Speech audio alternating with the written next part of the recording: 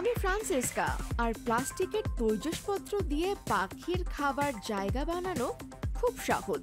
আমি আপনাদের দেখাবো কিভাবে আপনি নিজেই এটা বানাতে পারেন। আপনার দরকার শক্ত প্লাস্টিক, যেমন মেলামাইনের একটা প্লেট ও একটা বাটি, একটা 20 সেন্টিমিটার লম্বা থ্রেডেড রড যা DIY এর দোকানে পাবেন, 4টি ওয়াশার, 4টি নাট আর একটা ড্রিল। বাটির ঠিক মাঝখানে ড্রিল করে একটা ছিদ্র করুন। ড্রিল দিয়ে আলতো করে চাপ দেবেন।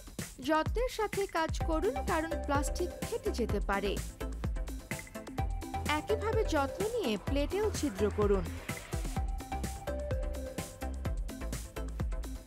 থ্রেডেড রডটি নিয়ে বাটির ছিদ্রের মধ্য দিয়ে প্রবেশ করান।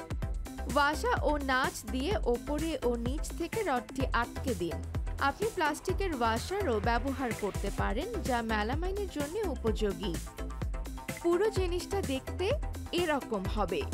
এখন একটি ওয়াশার আর নাট দিয়ে রডের ওপরের প্রান্তে স্ক্রু আটকে দিন। এর ওপরে প্লেটটি উল্টো করে রাখুন। এটাকে আরেকটা নাট আর ওয়াশার দিয়ে আটকে দিন। আর আপনার বার্ড ফিডার তৈরি হয়ে গেল।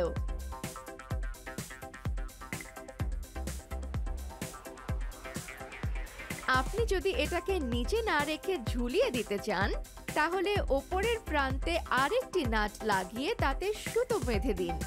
এখন আপনার শুধু দরকার পাখির খাবার, আর পাখিরা এখন আসতে পারে।